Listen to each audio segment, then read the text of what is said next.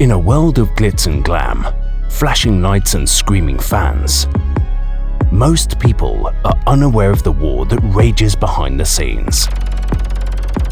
And that war includes your favorite artist and your favorite songs. This is The Dark Side of Songwriting, hosted by Nayim Edwards. Welcome to The Dark Side of Songwriting. My name is Nayim Edwards. I am your host, and today, the forgotten career of Lil Meech. We all know who Lil Meech is at this point. He's the star on BMF, playing his father, is Big Meech's son. If you don't know who Big Meech is, how are you even in this culture? But before he was an actor, and his father is the person who pushed him into acting, we know he has a relationship with his father, which his father's been incarcerated pretty much ever since he was like a little kid. If you go all the way back to like the DVDs and you used to watch Big Meech and stuff, you could see Lil Meech was there periodically when he was around. He was a very, very little kid. But people don't even know that Lil Meech was a rapper first. He came out, unfortunately, he came out as this trap rapper. Somehow, some way, knew all the rappers in Atlanta, knew everybody everywhere. He had cameos and people in his video like Playboy Cardi, all type of stuff, right? But Lil Meech had this song, and I thought it was a hot song. It's not the one that's on the screen. It was a song, I think it wasn't the one on the screen, but he had to know it wasn't. It was a song, I don't remember the name, but the song was like, we opened the trap back up. You could smell it in the kitchen. That shit was so hard. But it was evident that this trap rap shit was not gonna work, because he had co-signs from everybody with his rap career, and they obviously co-signed his rap career because he was Big Meech's, or he is Big Meech's son. But just because he had industry co-signs from everybody in the industry you could possibly name, he had a rap co-sign from, unfortunately, his career never took off. And I think his career never took off because he tried to emulate something that he's clearly not.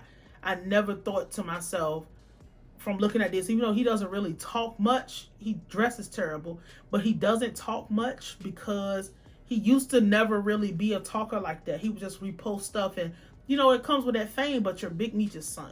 And Big Meech failed to get his record label off the ground. The most famous person from Big Meech's camp outside of Big Meech was Jeezy. You know, they had T.I. and Gucci, if you ever saw like the actual indictments in the map and stuff, but his son tried this trap rap career that just never happened. I don't think anybody believed it, and I don't think anybody cared. And I think because the music wasn't that good. We have to say that first. Like, the music itself was not that good. Even though he had that real bumping song, nobody really cared about his rap career because, you know, you suffer from being the child of a superstar, even though your father was not a superstar in music. Your father was a superstar in the drug game. You still suffer from your father being a superstar, so people not really giving a fuck about your music. People not really giving a fuck about what you having to do. But the music just wasn't sticking, and it just wasn't working. And that is when his father told him that he needs to give that acting shit a chance. He wanted his son to be in entertainment. His son wanted an entertainment career, but it just was not working in rap. So that's when he got into being an actor, and 50 Cent was like, you know, I want to do this show, and, you know, I got your daddy permission and all of that, and I'm going to send you to acting school. And he went to acting school for 2 years, and he gave his music career up, and it worked out perfectly.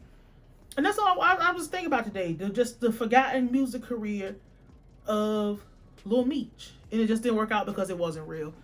It wasn't, you know, hanging out with niggas in the trap or alleged trap and smoking weed and doing all that. That won't it for him, because he wasn't gonna believe it no way.